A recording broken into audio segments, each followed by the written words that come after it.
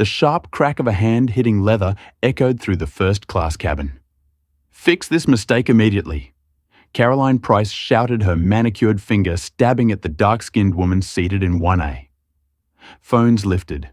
Silence spread. The accused woman didn't flinch. Her calm composure only fueled Caroline's fury. "You don't belong here." She sneered, unaware that the woman she was humiliating didn't just belong there, she owned the entire airline. As the cabin held its breath, the engines roared to life outside, foreshadowing a takeoff that would send one woman's career soaring and another's crashing beyond recovery. Los Angeles International Airport, LAX, was a special kind of organism. It throbbed with a nervous electric energy, a place where dreams were either taking off or being permanently grounded. For Aria Davenport, it was just another day at the office. Aria sat in the Quantum Airlines Sky Lounge at Terminal 4, nursing a simple black coffee. She was by any measure invisible. She wore no makeup. Her hair was pulled back in an elegant but severe bun. Her outfit was a deep navy cashmere tracksuit from a brand so exclusive it didn't bother with logos. To the untrained eye, she was just another comfortable traveler. To the trained eye, she was a ghost. This was her ritual. Once a quarter, she flew one of her own flagship routes unannounced in civilian clothes. She didn't fly private, much to the chagrin of her board. "You can't see the leaks from a mountaintop." She told them, "You have to be in the flood." Today's flood was Quantum Flight 2, non-stop from LAX to JFK, the executive run as the crews called it. At 42, Aria Davenport was a name whispered in boardrooms with a mixture of awe and terror. She was the woman who had done the impossible. She had built Quantum Airlines from nothing. She hadn't inherited it. She hadn't married into it. She had built it rivet by rivet, route by route, after Wall Street analysts told her the aviation market was impenetrable for new players, let alone a black woman with no dynastic connections. Forbes had put her on the cover last month under the headline, "The New Queen of the Skies." A rattling clack, clack, clack of high-quality luggage wheels on marble broke her concentration. A woman strode into the lounge radiating an aura of such profound self-importance that the air seemed to part for her. She was perhaps 10 years Aria's senior, impeccably dressed in a cream-coloured linen suit, her blonde hair coiffed into a helmet of expensive maintenance. A massive Cartier watch adorned one wrist, and she was speaking loudly into a pearl-white iPhone. "No, I told Blackwell, the deal is toxic." The woman snapped loud enough for half the lounge to hear. "If the fundamentals are weak, you don't restructure. You liquidate. Call the shareholders. I'll be in New York by 9:00 p.m. She gestured impatiently at the lounge attendant, flashing her first-class boarding pass as if it were a weapon. This was Caroline Price. Caroline was a consultant, which was a polite term for a corporate executioner. She was the one companies hired when they wanted to fire 3,000 people and call it synergy. Aria watched her. She had seen 100 Carolines. They were the gatekeepers, the old guard, the ones who had told her no 1,000 times. They existed on a diet of entitlement and assumptions. The boarding call for Quantum 2 began. Aria finished her coffee, slid her laptop into her worn leather satchel, and joined the first-class line. Caroline Price was directly in front of her. When the gate agent, a pleasant young man named Ben, scanned Caroline's pass, she didn't even look up from her phone. "Enjoy your flight, Miss Price," Ben said warmly. "Make sure the Wi-Fi is fast. I have a presentation to finish." Caroline commanded, not asked. Then it was Aria's turn. She smiled at Ben. "How's the turnaround looking today, Ben? Are we holding on time?" Ben, scanning her pass, looked up startled by the familiar question. "Yes, Mom. We've got a good tailwind. Should be in early. Enjoy your flight, Miss Davenport." He recognized the name, but not the face. The CEO's official photo was a power suit glamour shot. This woman was not that. He filed it away as a coincidence. Aria walked down the jet bridge, the scent of jet fuel and recycled air filling her lungs. This was her favorite part, the threshold, the moment of commitment. She stepped onto the aircraft, her A321 plane she had personally selected for this route, configured with the best lie-flat seats in the industry. She greeted the flight attendants at the door. "Good morning. Welcome aboard." They chimed. Arya turned left into the small, intimate first-class cabin. 10 seats in a 1-1 configuration. Her seat 1A was the first window seat on the left. She slid her satchel under the ottoman, sat down, and buckled her seatbelt. She closed her eyes for just a moment. A silent prayer of gratitude and a check on the engine vibrations. They felt good smooth. A moment later, Caroline Price boarded. She stopped dead in the aisle right next to seat 1A. She looked at Arya, then at her boarding pass, then back at Arya. Arya opened her eyes. "Can I help you?" Caroline's lip curled into a thin, dismissive smile. "I believe you're in the wrong cabin, dear," she said, her voice dripping with condescension. "Coach boarding is from the rear." The silence that followed was heavy and absolute. The other first-class passengers, already settling in, averted their gaze, suddenly fascinated by safety cards and overhead bins. Arya Davenport kept her voice perfectly, dangerously level. "I'm quite sure I'm in the right place." Caroline Price let out an exasperated sigh, a performance for the cabin. "Look," she said, as if speaking to a child, "these seats are very expensive. I'm sure it was an honest mistake. Your seat is probably 31A, not 1A. The gate agent should have caught it." Arya simply stared at her. "My boarding pass says 1A. I am in WA." "Then the system is wrong," Caroline snapped. She flagged down Ben, the gate agent, who was just coming aboard to deliver the final manifest to the flight attendants. "Excuse me, young man." Ben hurried over, his face etched with a professional, nervous smile. "Yes, Miss Price. Is everything all right?" "No, it's not," Caroline said, pointing directly at Arya. "This person is in my seat. I am supposed to be in 1A. Ben looked confused. "Ms. Price, my system shows you assigned to 1C across the aisle." "That's impossible," Caroline hissed. "I always sit in 1A. My assistant knows that." "There's been a mistake. I can assure you," Arya said, finally unbuckling her belt and standing up. She was taller than Caroline, a fact that seemed to further annoy the other woman. "There is no mistake. This is my seat. You are in 1C. Caroline's face flushed a deep, blotchy red. The mask of old money civility was slipping, revealing the raw entitlement beneath. She looked Arya up and down, her gaze lingering on the simple cashmere, the lack of jewelry, the dark skin. "How did you even get this seat?" Caroline sneered, her voice dropping to a conspiratorial whisper that was still loud enough for the first 2 rows to hear. "Did you use Miles' a diversity voucher? Perhaps I'm a platinum medallion flyer and I couldn't even get this seat." Arya felt a cold, familiar anger rise in her chest. She had fought this her entire life. This assumption that her presence in a place of power or privilege must be an error, a handout, or a mistake. "My voucher is irrelevant." Arya said, "This is my seat. The flight attendant has confirmed it. Please take your assigned seat so we can depart." "I will not." Caroline was now verging on a tantrum. "This is unacceptable. This airline quantum, or whatever it is clearly a joke. The service is appalling. I'm flying to New York for a vital meeting that will decide the fate of a major corporation, and I am being harassed by someone who clearly doesn't belong here." Ben, the flight attendant, stepped between them. He was now sweating. "Mom, Miss Price, please, we need to close the cabin door. I must ask you to take your seat, and I must ask you to do your job." Caroline shot back. "Move her." "I don't care where. Move her to the back. I want this seat. I will have this seat." She turned her venom back to Arya. "You don't understand. What I am doing is important. What you are doing is taking up space. Now, be a good girl and move." The entire cabin was frozen.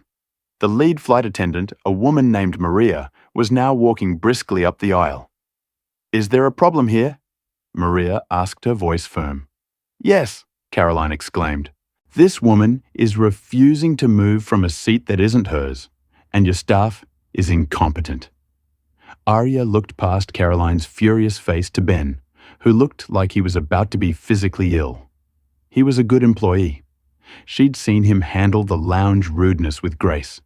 He was trapped between an immovable object and an unstoppable force of arrogance. Ben, Arya said, her voice cutting through the cabin air like a diamond. It was quiet, but it commanded every atom in the space. Ben flinched. Yes, Mom. What is my name? Arya asked. Your boarding pass, said Davenport. Ben stammered. A Davenport. Caroline laughed, a short barking sound. Davenport, like a sofa. How appropriate. Now move the sofa. Arya looked at Maria. Maria, what is the name of this airline? Maria, confused, replied, Quantum Airlines, ma'am. And who is the CEO of Quantum Airlines? Maria's eyes widened. She had seen the corporate photos. The recognition dawned, followed by pure abject terror. She looked from the cashmere-clad woman to the name on the manifest. A Davenport. Arya Davenport. You, Maria, whispered, her face losing all color. Carolyn hadn't heard. What are you all whispering about? I don't have time for this. I'm going to have your entire staff fired by the time we land. I'm going to write a letter to your CIO that will have all of you back in a training seminar. This is the last time I ever fly this pathetic third-rate airline. That was the final straw. Arya locked eyes with Caroline Price. The cold anger in her chest had crystallized. It was no longer hot. It was glacial. You're going to have my staff fired, Arya repeated.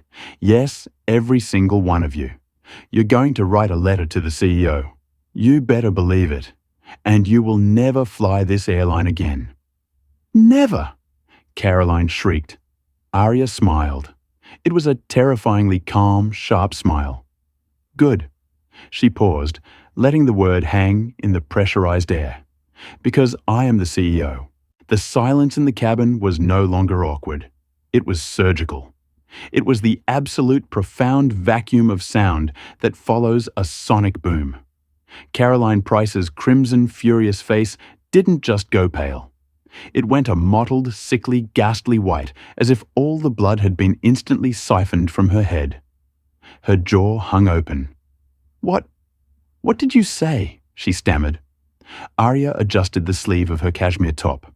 She looked at Maria, then at Ben. Please close the cabin door. We are going to be late, and it will affect our on-time performance metrics for JFK. Yes, Miss Davenport. Right away, Miss Davenport, Maria said, practically running to the front. Arya turned her full attention back to Caroline. The woman was frozen, her hand still gripping the top of seat 1A.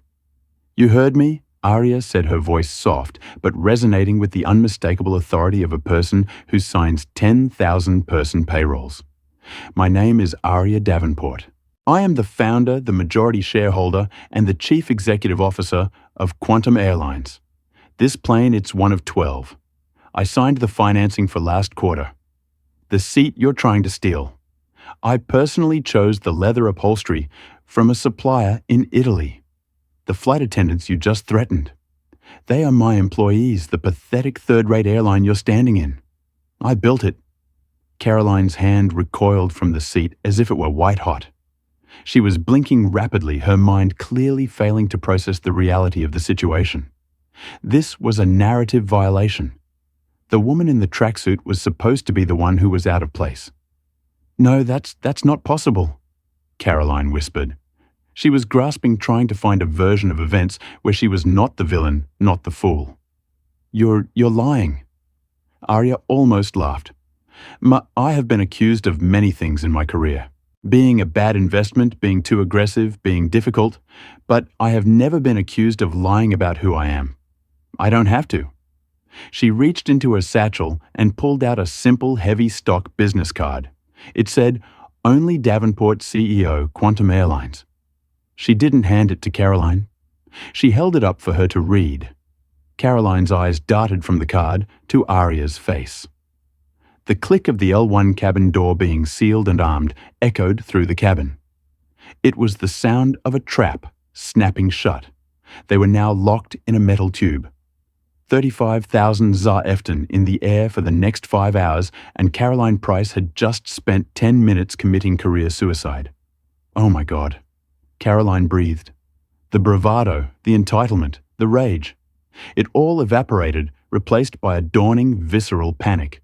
Miss Doveport, I had no idea. It was a misunderstanding. The seat I'm terribly sorry. A misunderstanding, Arya asked, raising an eyebrow. It seemed very clear to me. You assumed based on... Well, let's be honest about what you assumed, that I didn't belong here. You called me dear. You accused me of using a diversity voucher. You threatened my staff.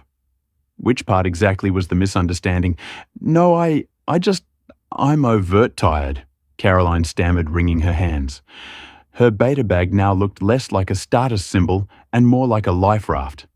This trip, it's very high stakes. I'm not myself.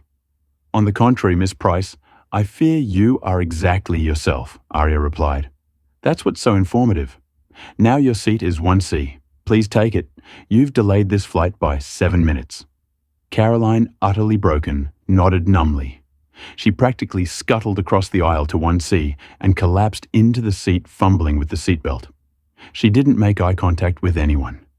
She stared straight ahead, her face still the color of old parchment. Arya sat back down in 1A. She buckled her belt, took a deep breath, and looked out the window. Ben approached her seat, his entire body trembling. Miss Davenport, I am so sorry. I should have. I didn't know how to. Arya put her hand up gently. Ben, you did fine. You followed protocol. You did not escalate. You were professional while being abused. That's all I can ask. Is there anything I can get you? He asked. Just my usual, she said. Black coffee after we're through 10,000 horse FT. Thank you. Yes, ma'am. Ben retreated to the galley. The plane began its taxi to the runway. Arya leaned her head against the cool window. She'd won the battle, but the confrontation had left a sour, metallic taste in her mouth. It was a reminder of a fight she had to wage every single day. Across the aisle, Caroline Price was staring at her laptop, but she wasn't reading it. She was vibrating with a silent, horrified energy, her high-stakes meeting in New York. She had a terrible sinking feeling about who exactly might be attending. The first hour of the flight was a masterclass in tension. The Boeing 77 climbed to its cruising altitude. The seatbelt sign pinged off, and the cabin service began. Ben and Maria moved with a preternatural quiet. Their faces masks of strained professionalism. Every clink of glass, every whisper of still or sparkling felt amplified. Arya accepted her coffee. She opened her laptop and began to work, or at least she pretended to. Her mind was replaying the encounter. The sheer naked prejudice was bad enough, but the arrogance, the assumption that her world, her rules, her company must bend to Caroline's will. Worse, Caroline's words echoed in her head. I told Blackwell, the deal is toxic. Blackwell, Arya's blood ran cold. She knew that name, Arthur Blackwell. He was on her board. Blackwell was an old money relic, a holdover from her initial seed funding round a man who had only invested because his son had convinced him. He had been a thorn in her side for years, constantly questioning her aggressive expansion strategies, her unnecessary spending on employee benefits, and her focus on niche, which Arya knew meant non-white markets. Lately, Blackwell had been agitating. He was trying to build a coalition to challenge her leadership. He felt the company should have been sold to a legacy carrier by now, and he was furious that Arya refused to cash out. What deal was Caroline discussing with Blackwell across the aisle? Caroline Price was falling apart. She had ordered a glass of champagne, and then another, her hand shaking so badly she spilled some on her linen suit. She didn't seem to notice. She knew she was ruined. The business world, her world, was built on reputation and connections. She had just in the most public and humiliating way possible assaulted the reputation of one of the most powerful new figures in American business. A figure who was also a black woman, making Caroline's actions not just rude, but virulently racist. She had to fix this. She unbuckled her belt and moved into the aisle, crouching slightly to be level with Arya's seat. Miss Davenport, she whispered, her voice cracking. Arya didn't look up from her laptop. Yes, Miss Price, I cannot apologize enough. What I said, it was inexcusable. I was projecting. I'm under immense pressure. Arya finally turned her head, her eyes flat and analytical. Pressure, I see. The pressure to get the window seat. The pressure of being inconvenienced by someone you deemed lesser. What kind of pressure exactly turns a person into a bigot, Miss Price? No, I'm not. I'm not a bigot, Caroline insisted a little too loudly. The passenger in 2A shifted. I've donated to. I have black friends. My company has a DEI program. Arya held up a hand. Please spare me the checklist. It only makes it worse. You are embarrassed because you were caught, not because you were wrong. There's a difference. But I truly am sorry, Caroline pleaded. Please, is there anything I can do? Let me buy you lunch. Let me make a donation to a charity of your choice. A large one. This was the part Arya hated most. The transactional apology, the belief that all sins, even those of the soul, could be cleared with a check. What you can do, Miss Price, is return to your seat and allow me to work, Arya said. Your presence is distracting. Defeated, Carolyn retreated. She sat in one seat, staring blankly at the bulkhead. Her career wasn't just in jeopardy. It was over, and she knew it. Every connection she had, every deal she'd ever made, depended on her reputation as a sharp, ruthless professional operator. Now she was a racist buffoon. The story was too good. It would be all over Wall Street by morning. Did you hear what Carolyn Price did on a quantum flight? Arya watched her for a moment. This wasn't victory. It was just pathetic. But the name Blackwell still hung in the air. Arya's mind began to churn. Blackwell was making a move. He was talking to a consultant who specialized in liquidations and hostile restructurings, a consultant named Caroline Price. Arya's hands stilled on her keyboard. It's her. It couldn't be. The odds were astronomical that the very woman Blackwell had hired to undermine her, to find a way to oust her, was this woman. The woman who had just publicly humiliated herself and proven her own deep-seated biases. Arya needed to be sure. She opened her email and toggled the connect to Wi-Fi switch. The quantum satellite Wi-Fi connected with a soft ping. Arya had personally overseen the deal with the provider, demanding bandwidth capable of streaming, not just emailing. Now she was about to find out if it was worth the money. Her inbox flooded the usual daily performance metrics, fuel cost analysis, marketing reports, and then at the top one, marked urgent, from her COO, David Chen. Subject urgent Blackwell's play. Arya's heart rate kicked up. She clicked it open. Arya, it's happening. Blackwell has officially called an emergency board meeting for 9:00 a.m. tomorrow, just after you land. He's invoking the corporate viability clause in the bylaws. He's bringing in an outside consultant to present a case for a strategic restructuring. He's claiming your leadership is emotionally driven and fiscally irresponsible, his words, and that you're leaving the company vulnerable.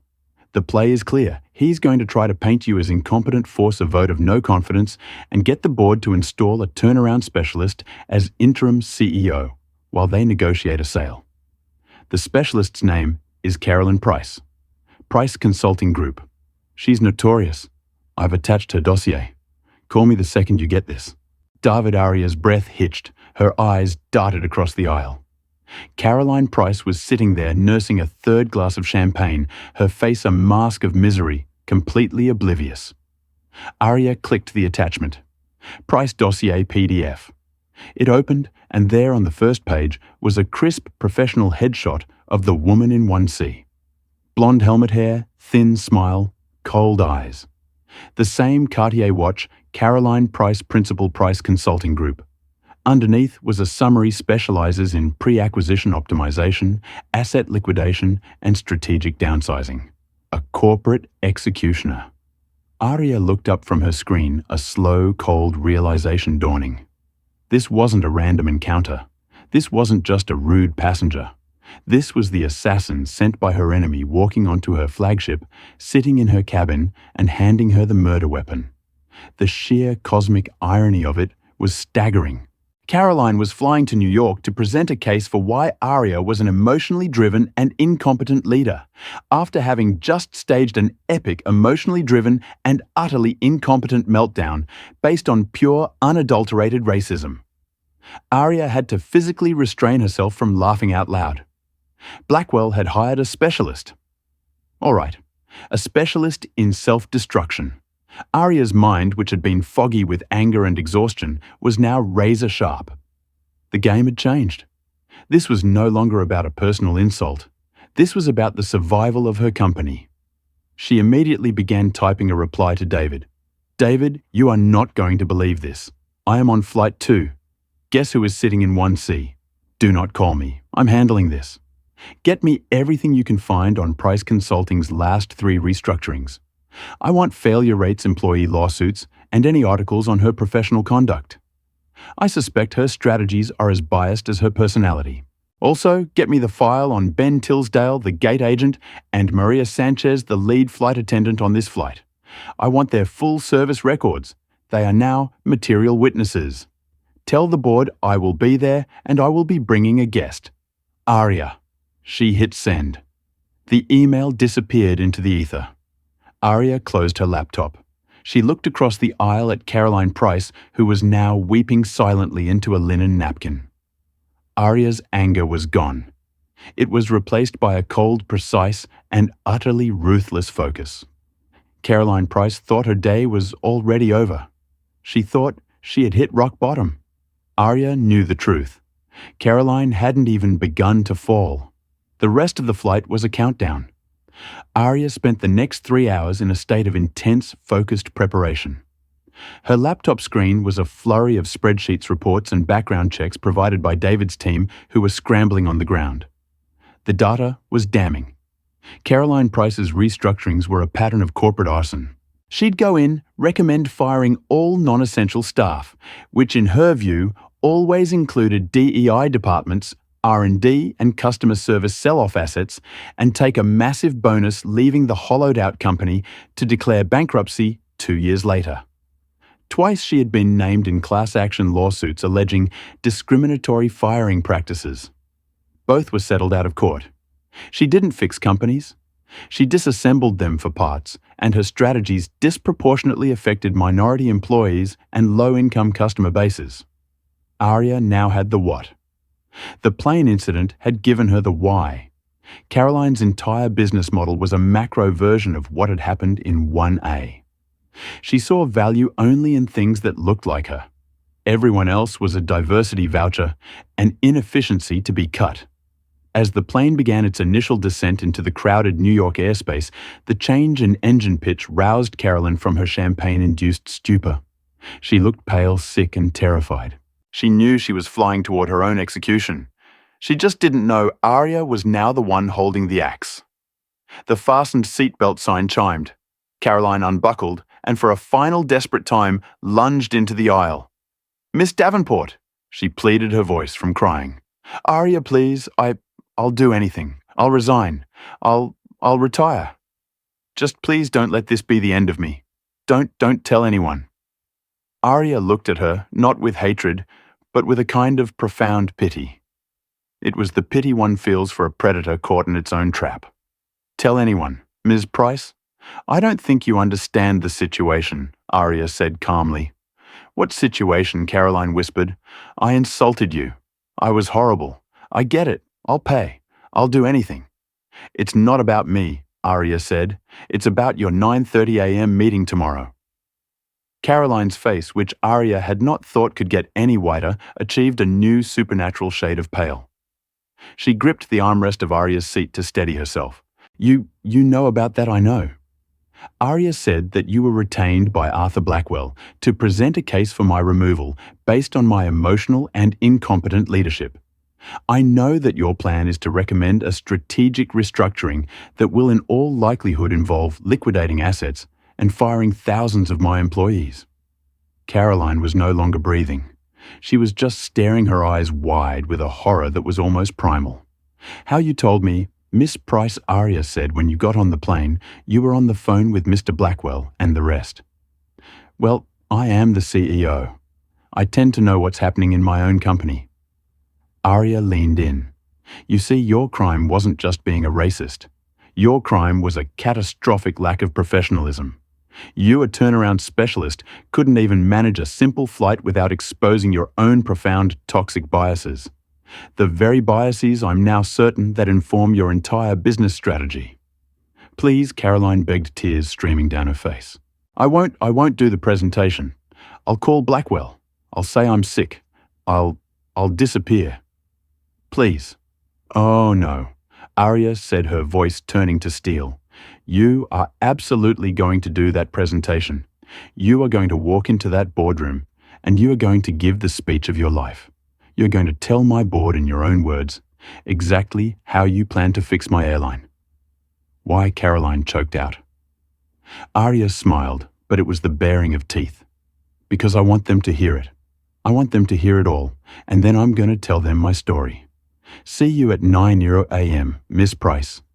Now please, for the final time, sit down. You're a flight risk.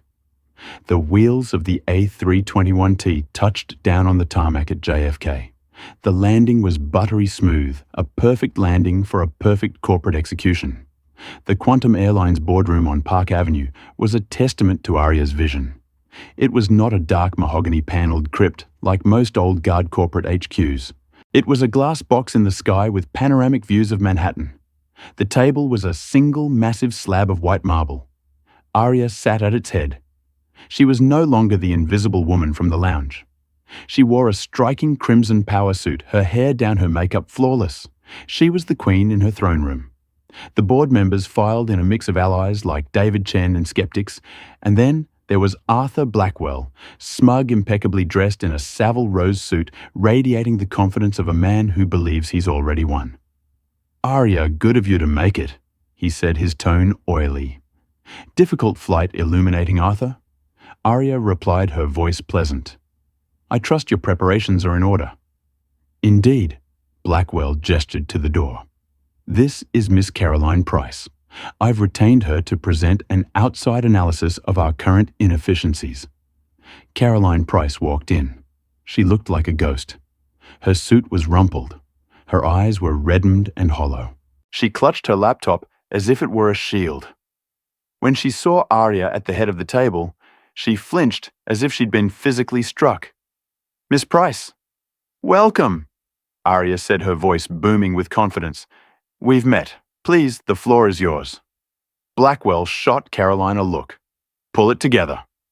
For the next 45 minutes, Caroline stumbled through the presentation she had prepared. It was exactly what Arya expected, a brutal, soulless plan. And so, by sunsetting the low-yield routes to Detroit, Atlanta, and Newark, Caroline read her voice. Monotone. And reallocating those assets to expanded service in Zurich and Dubai, we can re-enter the brand on its core luxury demographic, she continued. Furthermore, by automating 40% of customer service and reservations and outsourcing our ramp agents, we can achieve a 22% reduction in labor costs in the first 6 months. She was in essence telling Arya to fire her blackest, most diverse workforce and abandon her blackest, most loyal customer bases. When she finally finished, the room was tense. Blackwell was beaming. Thank you, Miss Price, Blackwell said. A bold, necessary strategy. You see, Arya, this is the kind of decisive, unsentimental leadership accompany of this. Mr. Blackwell? Arya interrupted, holding up her hand. I have a question for Miss Price. Caroline, who had been sinking into her chair, froze. Ms. Price, Arya began. Your presentation is built on an algorithm of value. You identify low-yield and inefficient elements and you cut them. A very unsentimental strategy, as Mr. Blackwell says. Yes, Caroline whispered. It's just business. I'm curious, Arya said, leaning forward, how you identify those inefficiencies in the wild. For example, if you were to see, say, a black woman in a cashmere tracksuit sitting in first-class seat 1A, would you identify her as a low-yield passenger? An inefficiency in the luxury experience. Blackwell's smile vanished. Arya, what is this? Caroline's face crumpled. She knew what was happening.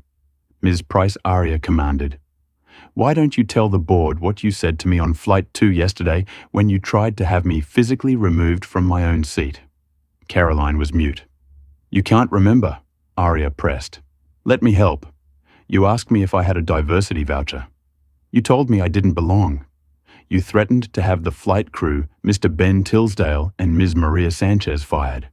You called this airline pathetic and third-rate.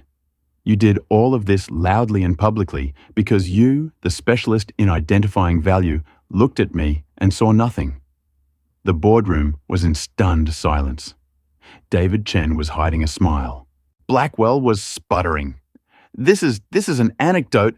It's unprofessional." Unprofessional. Aria shot back, standing up. She is the walking, talking embodiment of the unprofessional. Her entire presentation is this anecdote just written in spreadsheets. She wants to cut routes to Atlanta and Detroit. The same bias. She wants to fire our service staff. The same arrogance. This isn't a business strategy, Arthur. This is her personal prejudice laundered into a corporate proposal. Aria slammed her hand on the table. This woman, your chosen specialist, is a liability. Her strategies are not just morally bankrupt. They are financially toxic. The lawsuits her analysis would bring. The brand damage from abandoning our most loyal markets. She wouldn't just be cutting costs. She would be cutting the soul of this company. She turned to Caroline. "Miss Price, your contract is terminated. Your invoice will not be paid. Security will show you out. I suggest you find another airline for your flight home." Caroline didn't even fight. She gathered her laptop and in a walk of pure, unadulterated shame was escorted from the boardroom. Aria turned back to the table. Her eyes landed on Arthur Blackwell. He was as pale as Caroline had been. "Arthur," Aria said, her voice now dangerously quiet. "You brought this person into my house. You tried to use her to gut my company. You invoked an emergency clause to question my leadership." She walked around the table until she was standing right behind him. "This board will now hold a new vote," she declared. "Not on my competence, but on yours. I am calling for the immediate removal of Arthur Blackwell from the board of directors of Quantum Airlines on the grounds that his judgment is fundamentally and catastrophically impaired." All in favor, every hand except Blackwell's went up. Even his allies had seen the writing on the wall. The karma was complete, hard, fast, and absolute. Aria returned to her seat. "Thank you. Now let's talk about our new expansion into the Caribbean. David, the numbers." The meeting continued. Quantum Airlines was hers. Securely, finally. 2 weeks later, Ben Tilsdale was promoted to head of in-flight customer service training for the entire JFK hub. His first training module was built around a case study, the incident in 1A, a masterclass on grace under pressure and de-escalating entitlement. Caroline Price's consulting firm dissolved, and Quantum Flight 2 LAX to JFK remained the most profitable route in the sky, with Aria Davenport still occasionally flying in 1A just to check on her team. The elevator doors closed on Caroline Price, and the ding of its departure was the sound of a guillotine. The boardroom, which had been vibrating with tension, suddenly exhaled. Arthur Blackwell sat frozen, his hands flat on the marble table. He was a man who had just seen his own ghost. Arthur, Aria said, her voice no longer fiery, but cool and clinical. "Security will be at your office in 10 minutes to collect your company property. Your access has already been revoked. I believe you know the way out." Blackwell, a man who had commanded rooms like this for 40 years, looked around. The other board members, his colleagues, wouldn't meet his eye. They were already studying the reports for the Caribbean expansion, distancing themselves from his political corpse. He was no longer a colleague, he was a contamination. He rose, his Savilo suit suddenly looking too large for him, and walked out of the room without another word. Aria sat down. "David," she said to her COO, "get PR on the line. I want a statement out in 30 minutes. "What's the angle?" David asked, his pen ready. "Simple. Quantum Airlines reaffirms commitment to market growth, removes Arthur Blackwell from board. We spin it as a unanimous decision to shed legacy thinking that was holding back innovation. We don't mention Price, she's irrelevant." And the incident, David asked carefully, The incident, Aria said, is now an internal training module. Ben Tilsdale and Maria Sanchez are receiving a 10% discretionary bonus for exemplary professionalism in the face of a hostile passenger encounter. Their story will be the new gold standard for our quantum care program. She was in one move rewarding her people, solidifying her company culture, and erasing her enemies. It wasn't just a victory, it was a restructuring of her own. Downstairs, Caroline Price stumbled out onto Park Avenue. The city noise hit her like a physical blow. She felt naked, exposed. Her phone, which had been her scepter, now felt like a lead weight. She fumbled with it, her hand still shaking. She had to call her office, had to call her lawyer. Had to. She pulled up her email. There was already a message from her lawyer time-stamped 10 minutes ago. Subject urgent, cease and desist. Quantum Airlines. It was a preemptive strike from Aria's legal team. It stated that any attempt by Caroline Price or Price Consulting Group to use, share, or discuss any proprietary information from her brief consultancy would be met with the full force of the law, seeking damages in the 8-figure range. It also strongly advised her to refrain from any public comment regarding Quantum, its CEO, or its board. She was gagged. She tried to log into her firm's server. Access denied. A new wave of panic cold and acidic rose in her throat. She called her office manager. "Linda, it's Caroline. I can't get into the server." Linda's voice was flat. "I'm sorry, Caroline. Who is this?" "It's Caroline, your boss. What's wrong with you?" "My apologies," Linda said, her voice now robotic. "I've just received a notification from our server host. Our primary accounts are frozen due to non-payment. A chargeback from our largest client's retainer, Aria. She hadn't just terminated the contract. She had clawed back the initial payment. That's a mistake." Caroline shrieked, flagging uselessly for a cab. "I'll sort it out." "I'm not sure you will," Linda said, and the ice in her voice was colder than the New York wind. "I'm also looking at a Wall Street Journal alert. It says Arthur Blackwell has been removed from the Quantum Board. And oh God, Forbes is running a follow-up, The Price of Arrogance, how a turnaround specialist crashed and burned. Caroline, it's about you. They're mentioning the settled lawsuits, the discriminatory firing patterns." Caroline's phone slipped from her hand and clattered onto the pavement. The news was out. Aria hadn't needed to leak the racist part. The business world was doing it for her. She was no longer Caroline Price, corporate executioner. She was a byword for failure, a specialist who had destroyed her own career. Across town, Arthur Blackwell was in the oak-panelled bar of the Metropolitan Club, a place where he had made and broken men for decades. He ordered an 18-year maul. "Neat. Put it on my tab, Robert." He said to the bartender, "I'm sorry, Mr. Blackwell." The bartender, who had served him for 20 years, said quietly, "The manager has asked to settle all outstanding accounts. Your membership is under review." Blackwell's head snapped up. "What, I've been a member here for 30 years. The Ethics Committee, sir." They read the journal. The Ethics Committee. A group of men who had happily done insider trading for years. But they had one rule. Don't get caught and don't be this embarrassing. His phone buzzed. It was the CEO of a different board. He sat on a bank. "Arthur," the voice said, "no pleasantries. I saw the news. A failed proxy fight against Davenport. What were you thinking?" "It was a sound financial move, Charles." Arthur blustered, trying to find his old W-world footing. "Was it because it looks like you tried to oust one of the most celebrated CEOs in the country and got your head handed to you?" "It looks like you bet against the future, Arthur. It makes you look old. It makes you look weak. The board feels your judgment is compromised. We're going to have to ask for your resignation." Click! Before he could even process the blow, another call. His son, Dad. "What did you do?" "My seed fund. Quantum was our flagship investment. You were the family representative. I just got a call from Aria Davenport's office. She's exercising the morality clause in the original funding agreement. She's buying out our stake at its original value." Blackwell did the math.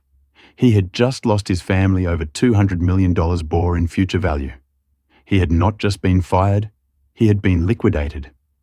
He looked at the news ticker on the bar's TV. There was Aria smiling, her face radiating power and intelligence. The Chiron read, "Quantum leap. Davenport solidifies control. Shares soar. 12% on new strategy." His strategy, his name, his reputation, all of it gone.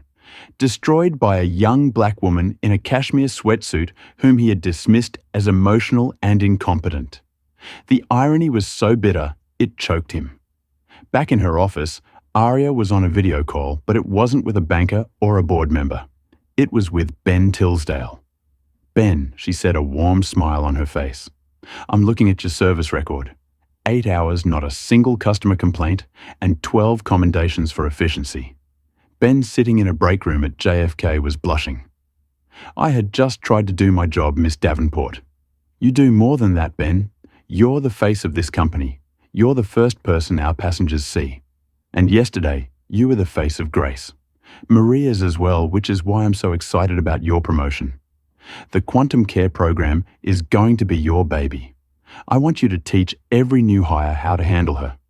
Caroline, I'd be honored."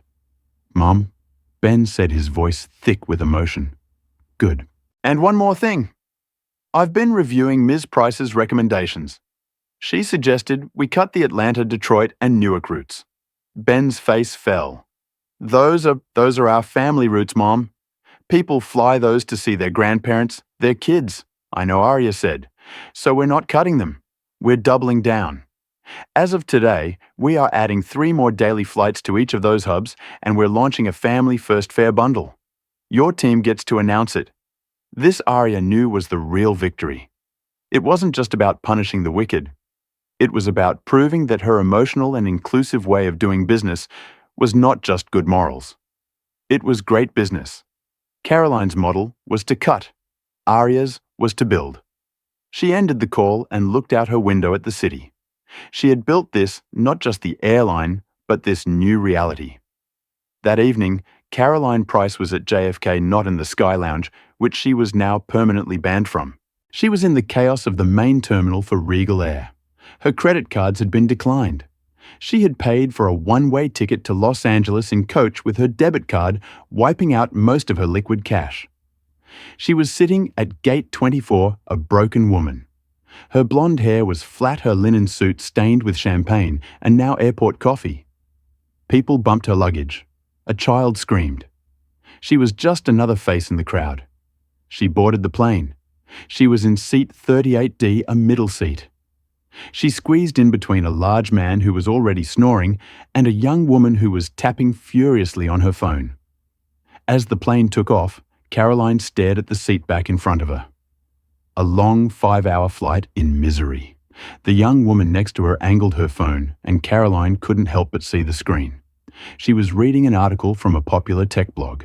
The headline was, "I built this airline, how Ara Davenport took on the old guard and won." See, the article was a detailed blow-by-blow of the boardroom victory. It mentioned an unnamed disastrous consultant whose prejudiced data-thin report had been the final nail in Arthur Blackwell's coffin. An unnamed consultant. She had spent a lifetime building her name. It had been her weapon and her shield. In less than 24 hours, Aria Davenport had taken it from her. She was a ghost. The flight attendant, a young, tired-looking man, pushed the cart down the aisle. "Mom," he said to Caroline, who was staring blankly. "Mom, your bag, it's in the aisle. You need to put it under the seat in front of you." Caroline looked down at her beggar Veneta handbag, the bag she had carried into the lounge like a crown. Numbly, she bent down, picked it up, and shoved it under the seat into the darkness with the crumbs and the dust. The world is full of people who will judge you by your cover, who will assume your place in the world, and who will try to take what isn't theirs. But as this story shows, karma has a way of balancing the books. The higher the entitlement, the harder the fall. What Caroline Price learned on that flight wasn't just that she'd picked on the wrong person. It was that her entire worldview was bankrupt.